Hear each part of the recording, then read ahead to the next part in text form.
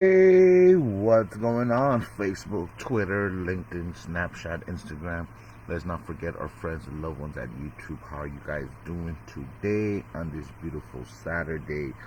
We are about to jump into a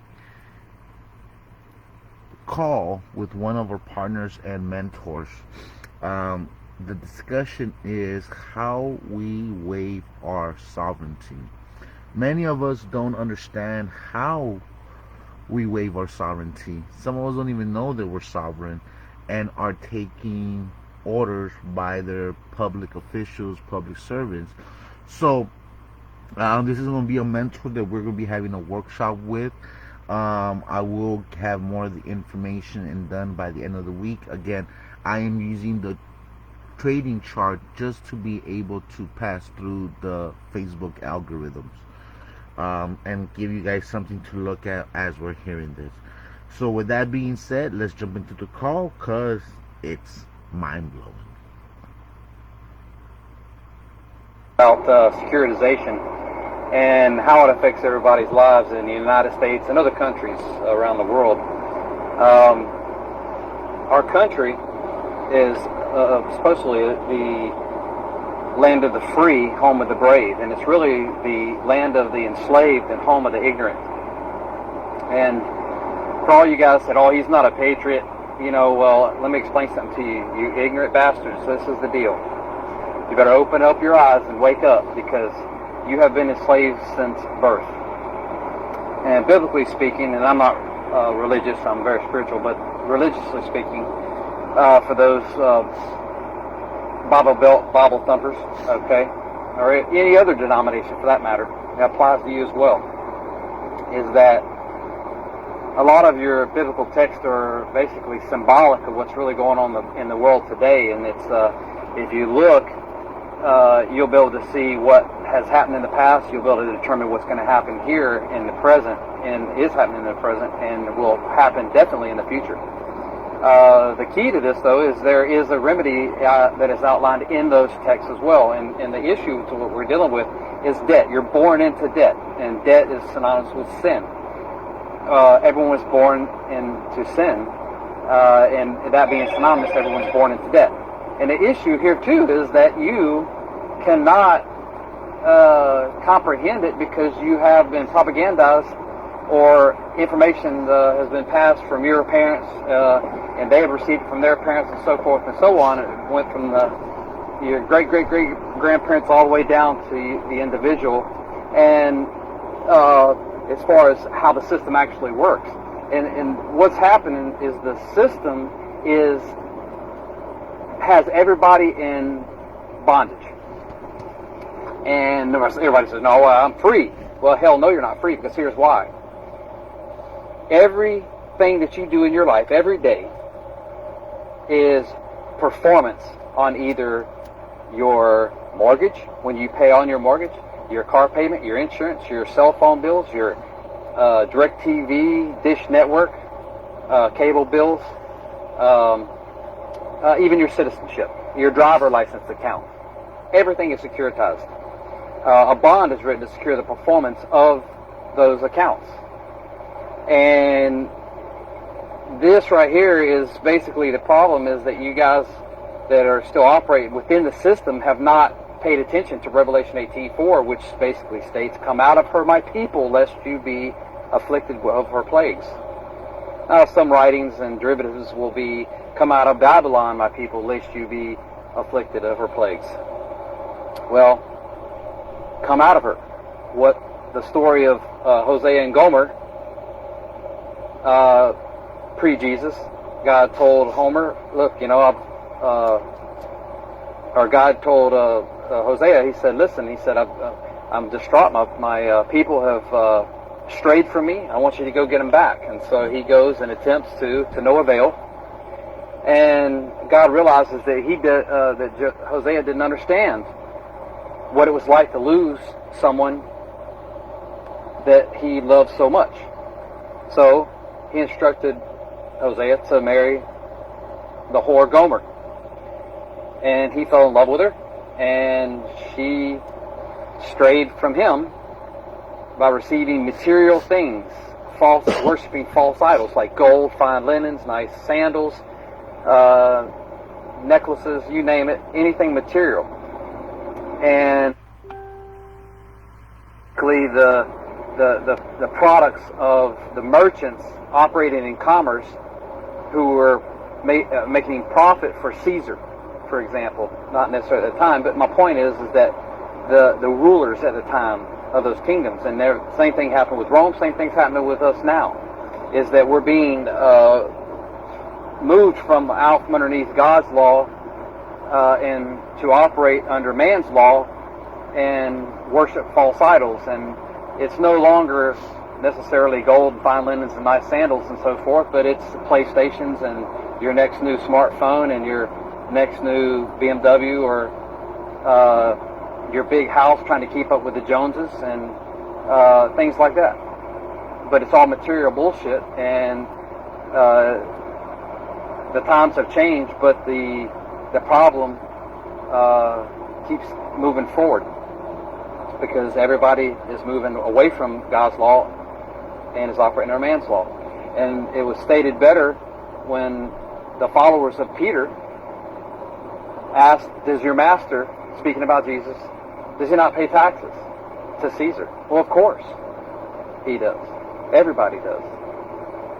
And over here in this, Jesus tells Peter, he says, hey, come here.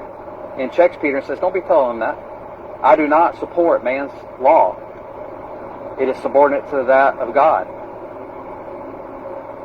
And not understanding how this was happening, Jesus realized and says, pull a coin out of your pocket. And he does, and he says, whose picture is on it? Well, Caesar, of course. We'll give it back to him. Still not understanding, Peter either scratched his head or rubbed his head or scratched his ass. One way or another, Jesus realized that he wasn't getting it. So he said, look, cast your line into the sea. And when you catch a fish, and keep in mind, Peter was a commercial fisherman. When you cast your line and you pull in a fish, there'll be a coin in his mouth. Now, for all you guys that think that that is a literal scenario, that there was a coin in his mouth, you're just a lost soul, and you are never, ever going to be able to pass that camel through the eye of a needle and find your way to the kingdom of heaven, because you are just blinded by ignorant 900-year-old writings that were written 900 years after the death of Jesus, most of which did not actually walk with Jesus. Unlike Timothy. But anyway, the issue here was that what Jesus was trying to convey to Peter is you're a commercial fisherman operating in commerce, and you will render under Caesar what is Caesar's while in Rome. Meaning that if you're going to operate in commerce, catching fish commercially for the purpose of resale, you're going to pay for the privilege of selling Caesar's fish. You understand? So there's no coin physically in the mouth. It was an analogy. It was, it was a parable. He was trying to explain to Peter and educate him through and exercise his brain that you are with a skilled trade, and all you need, God provides everything that you need, and you don't need to operate under man's law. Well, the same thing held true with the story of Hosea, is that when Hosea tried to bring all these people back under God's law and out from underneath man's law, they were just telling Hosea that they say, hey, look, you're just jealous because you can't afford these nice sandals. You're barefooted, you're a potter, and you barely sell any pottery. And he said, well, I've got everything I need. God provides for me. I'll sell a few pieces of pottery here or there. I'm able to eat. I've got a roof over my head, and yeah, well, look at it. It's a little grass mud hut. But it wasn't the material things that had him. It was the faith that operating outside of God's law was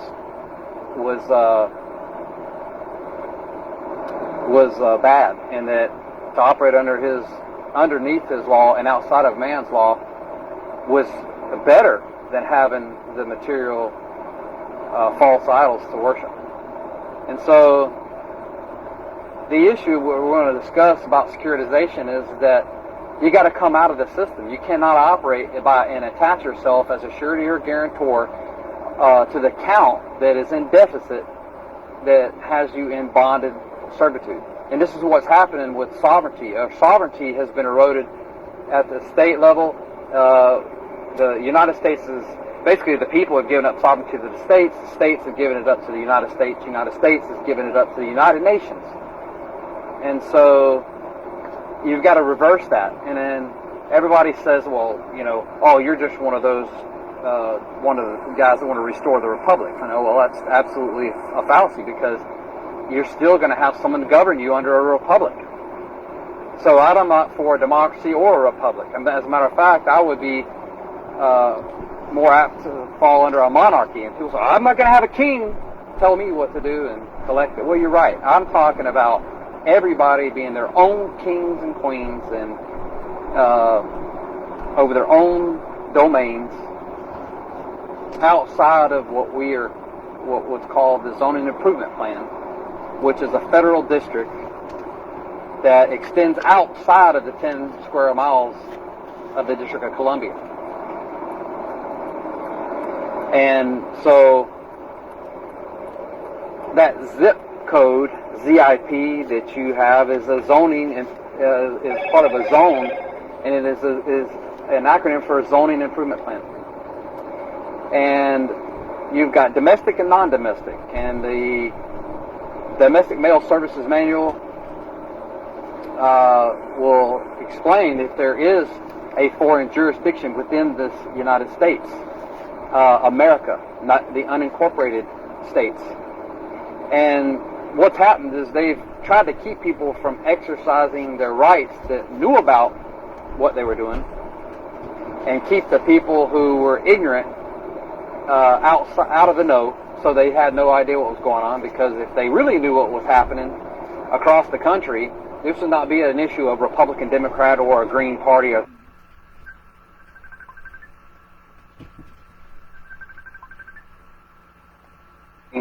third party, or neutral party, whatever you want to call it.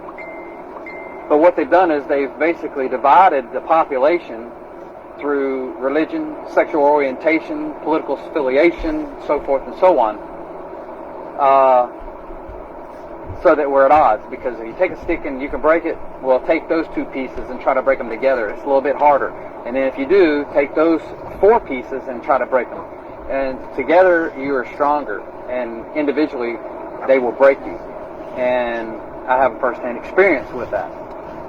Having spoken for years under the talk shoe Remedies in Commerce, it was important for me to bring out this information in light of recent incidents that happened with me on a securitization issue, and I'll get into that later. But that was pretty much the purpose of the call and the birth of a new podcast to wake the people up. Because this division, you have a bunch of idiots running around. So you got radical left, radical right. And the issue is, guys, they are sitting there laughing their sick heads off at your ignorant asses, because you're fighting amongst yourselves while Uncle Sam is giving it to you all the way to the nuts every day. And so if you allow him, Uncle Sam, to continue to bend you over and pile drive you, then you deserve to be the prostitute, debtor, slave on the plantation that you are. And what's funny is that the blacks and the whites, they still are at odds with each other, you know, which is insane, because they've created a racial division between those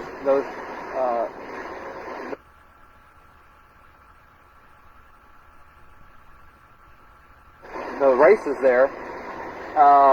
And it goes back to the Civil War, for example, about slavery. Well, look, there's plenty. What they're not telling you, what the Democrats and the black Democrats are failing to realize, is that there was a lot of southern states that knew this is not about a race issue. Now, granted, I'm not saying that I'm not advocating for slavery, okay, but I do know that there was substantial amounts of plantation owners who purchased slaves for the sole purpose of freeing them.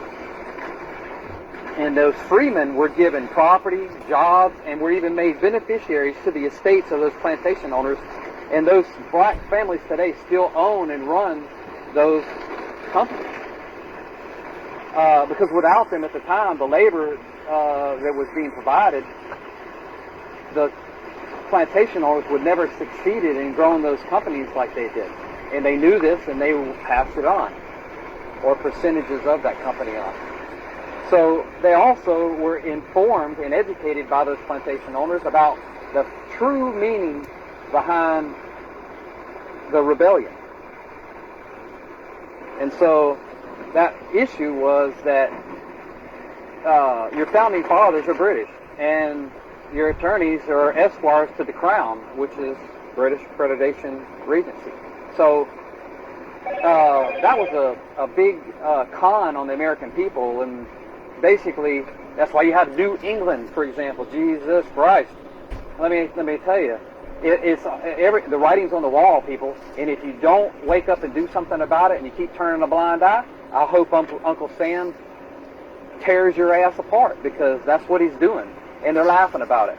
So instead of fighting amongst yourselves, you need to wake up, educate yourself, and come together and do something about this, because we're coming down to another civil war, and this time it's going to make that little civil war that happened in 1860s look like a little school ground scrap. It's going to be bad this time. So, and I can promise you that. It's going to be to a level that you can't even comprehend right now. And a lot of the population is going to die off.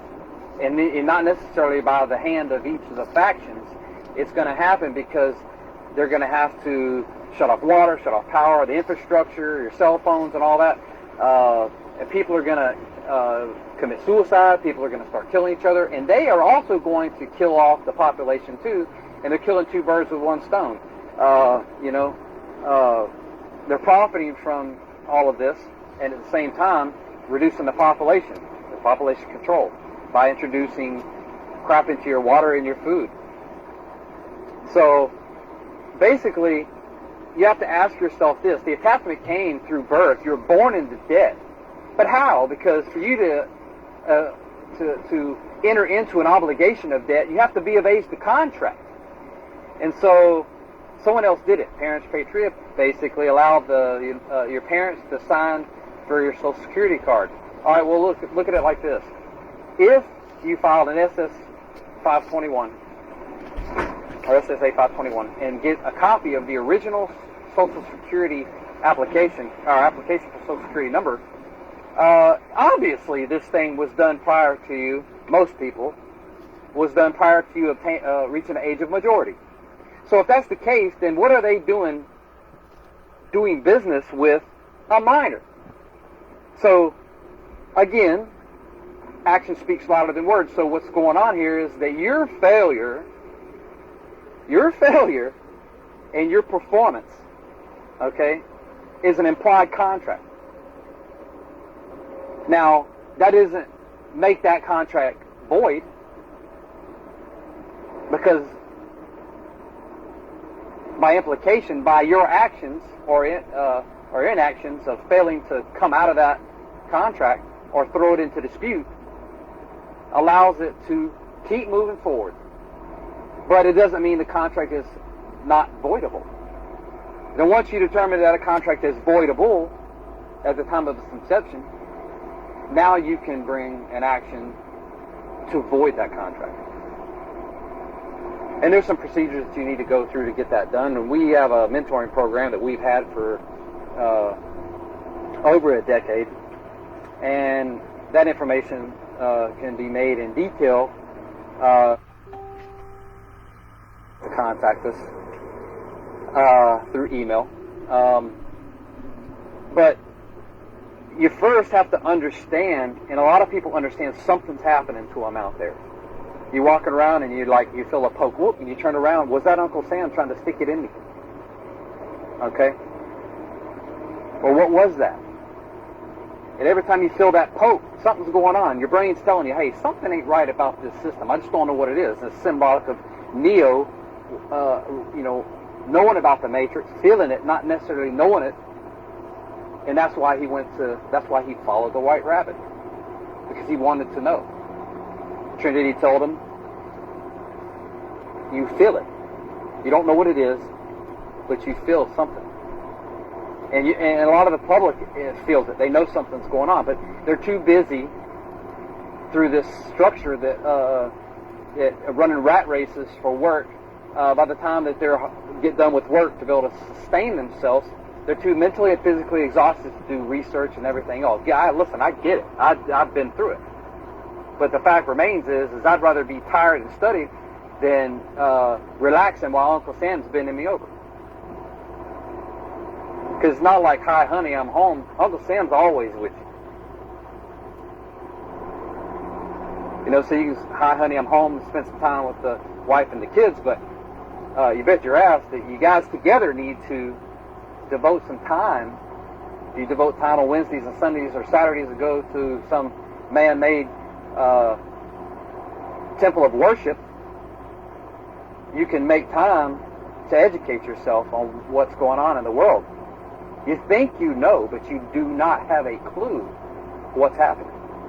Now, those bonds written to secure the performance of these various accounts, including citizenship, marriage, driver license account, credit card account, school, education, and so forth and so on, are sold and are being traded on the open market, especially mortgages.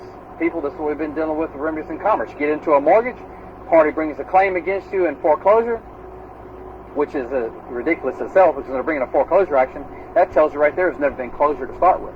Oh, it's about time we've closed. So when they're telling you your loan's approved at a mortgage situation, basically what they're telling you is that we found an investor to purchase your note. Now the contracts are still there, and that's what they're bringing a foreclosure action based on the contracts. But the contracts is the dog, and the tail must follow the dog, which is your note. And when the note and the contracts are separated, then there's a defect in the chain of title, because the parties that are attempting to enforce a note that they do not have an interest in any longer exhibits the defect.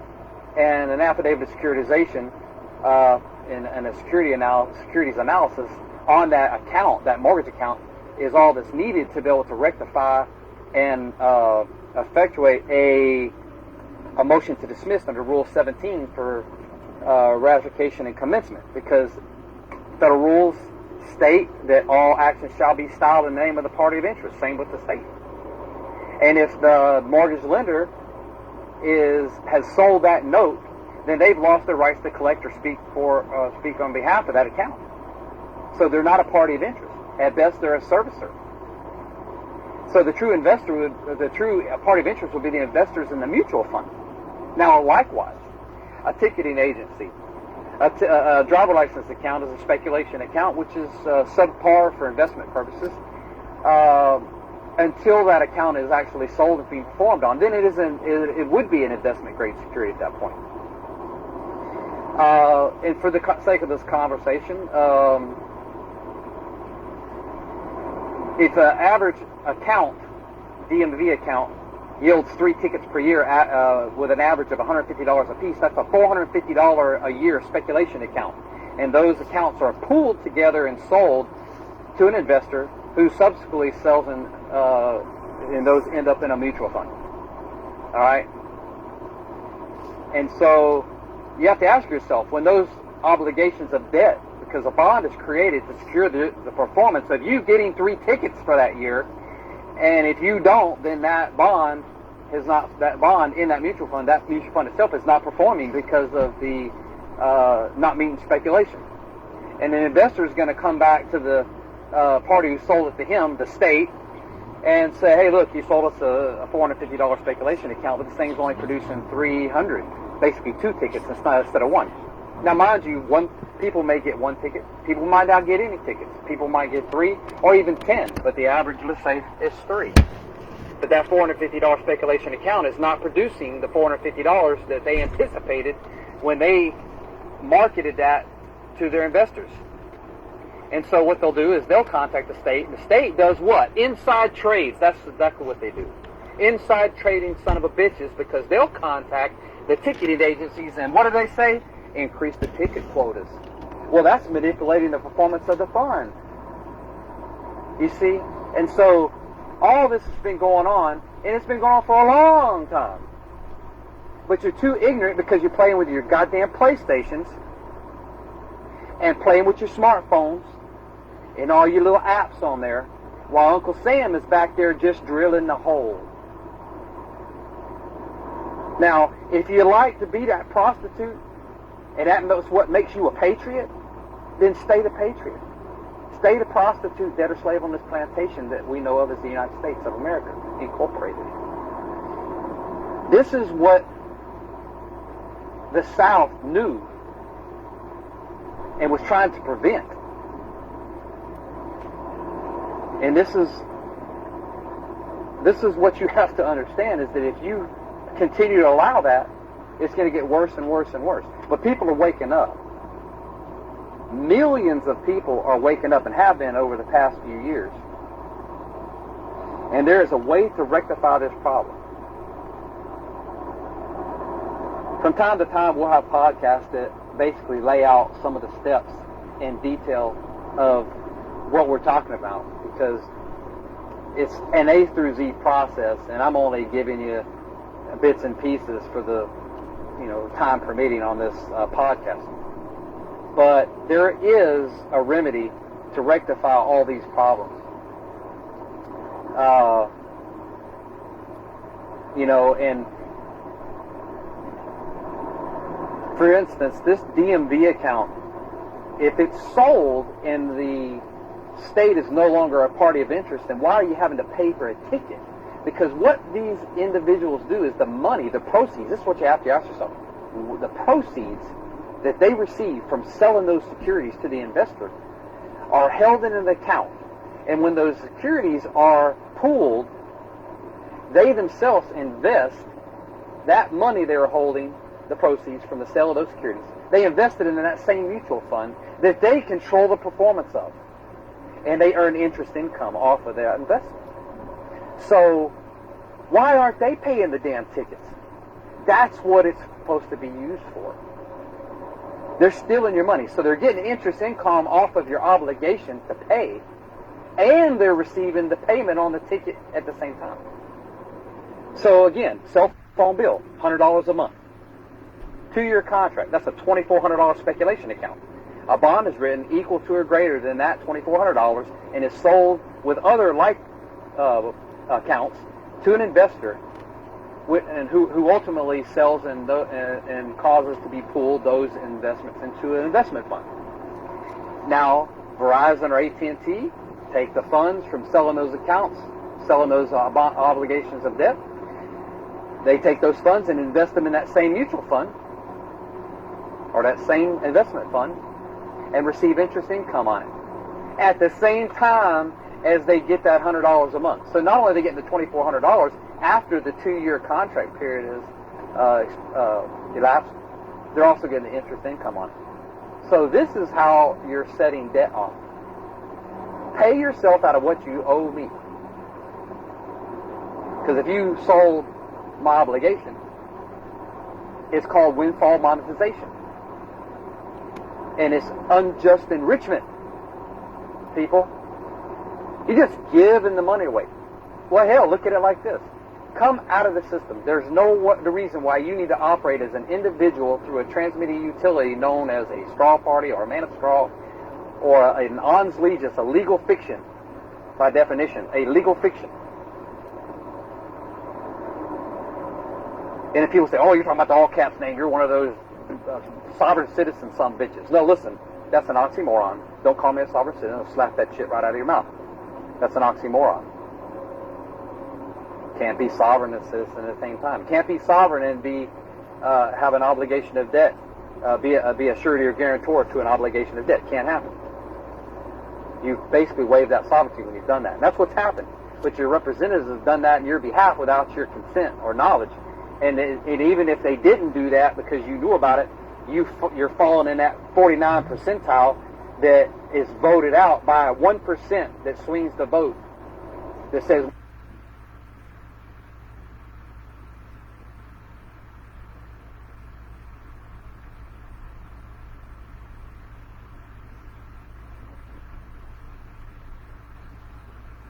I truly apologize about that. We are having some technical difficulties. I guess Greg call dropped off. Um, so yeah, so what we're doing, what we are structuring is a workshop. Because we still haven't seen the worst of this recession in this economy. We still have a good 18 months to 24 months before this country gets back to track on getting itself on a trend. So I'm deciding with my mentor and partner Greg is that we're willing to take 10 to 20 people, take them by the hand, do a workshop, be able to help you structure everything from A to Z. You know, even business entities, you know, operating in public and private, even get your Treasury Direct account. Okay? Not only is it going to be a workshop, we are going to be working with you hand in hand for not just the workshop, but for 365 days. So for a whole year, we are going to be locking arms and walking with you. So any troubles or problems that you might come across, we're a phone call away and we could help you out. I'm tired of seeing other people rip people off. I'm tired of it. Not to be braggadocious or nothing, but I'm being sincere and humble. Is that I've done a lot of the stuff that a lot of the people are charging tens of thousands of dollars, and I'm giving it out for free. But this investment that you're gonna do on yourself is for the workshop, for the mastermind that you're gonna be working with, not only with me but with my mentor for a whole 365 days.